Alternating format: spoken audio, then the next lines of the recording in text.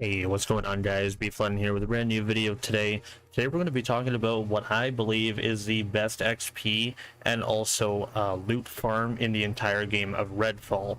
So after you do a couple of story missions, you'll start to see these blue circles appear on your map. These are called vampire nests. Now, vampire nests are a really hard piece of content, but also they grant really good XP in there, but also they grant really good loot items in there as well. So this is kind of like the run that I would do, and I'll walk you through it now on how to do a vampire nest, and also just kind of like the rotation that I do with them. So what you do is you go to the nearest fast travel point to whatever vampire nest is going to be there. For me, that is going to be this area down here. Now, a vampire nest is inside the nest itself. You have to find a door that will travel you to the vampire nest itself. So what you're going to have to do is you're going to have to ping the actual nest itself so that you can find the door. The blue marker on the top of your map will be the area in which the door will be pinned. You enter the door, and you're going to be fighting a bunch of vampires that are going to be highlighted in blue. Watchers that will also be really powerful as well. This blue circle here is going to be indicating where all the vampires are going to be really strong. Now, I would not recommend coming in here until you're like at least level 7, because you're gonna have to have a little bit of decent gear to enter in here, but by the time you unlock it through the story anyways, you'll probably be around level 6, level 7 either way, so you'll be good to go and set to go. The weapons that I've been getting from them have been pretty powerful, and they've been able to carry very well.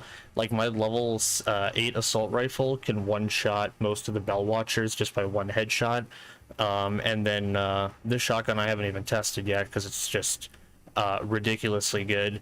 And the moray that I got here, which completes my lineup, really strong. Then they could actually take the vampires here really easily.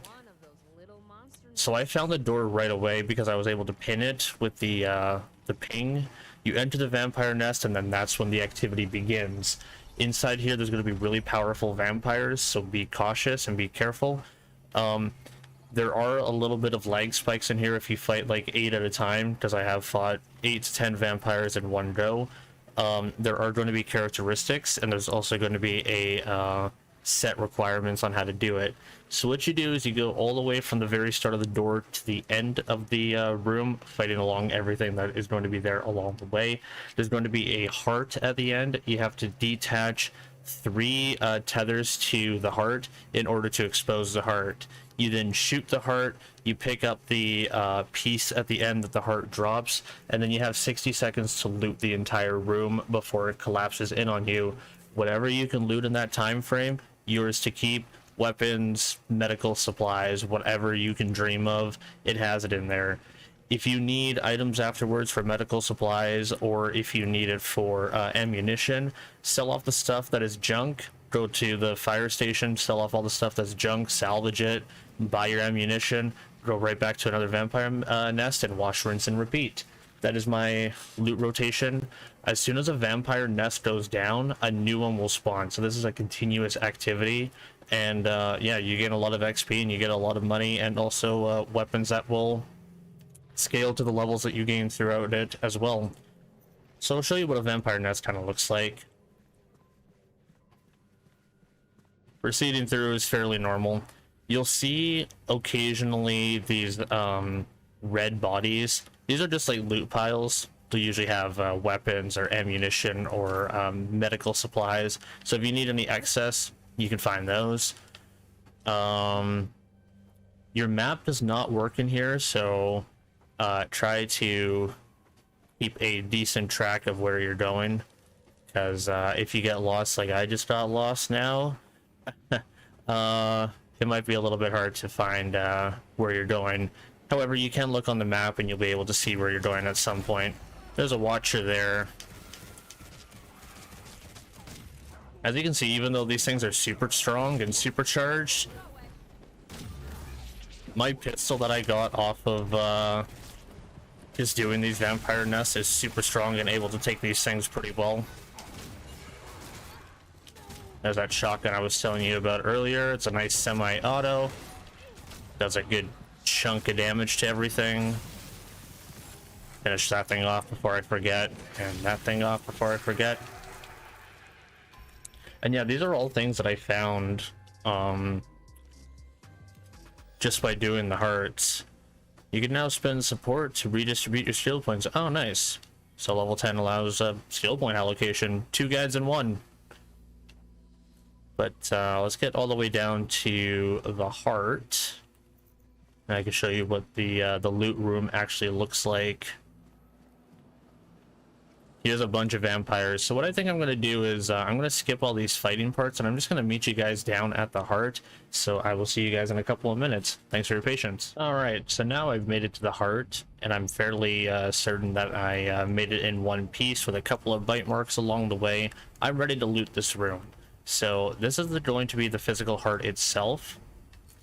Or sorry, rather, this is the physical heart itself. That's one of the loot rooms. So all those little red spots there, those are going to be the loot rooms. So keep those in mind, because those are going to be very important right away. So what we have to do is we have to detach all of these heartstrings. There's going to be 3 of them. There's one there. The second one is here.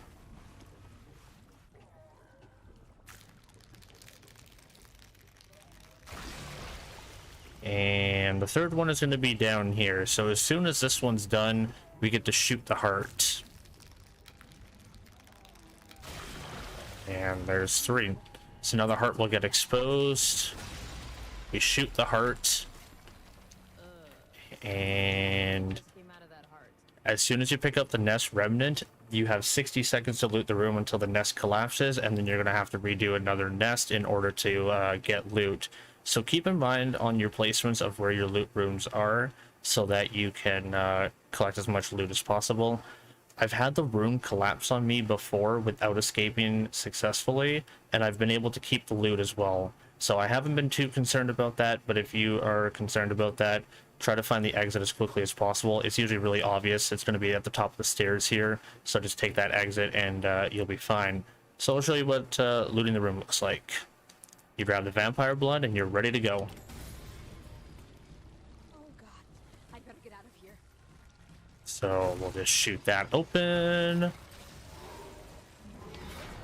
Where's monsters, cultists? Hey, this glass thingy looks breakable now. See if we got anything in here. Yep. And there's a UV beam right there. There's a sniper in there. And we're gonna go ahead and go to this chamber down here.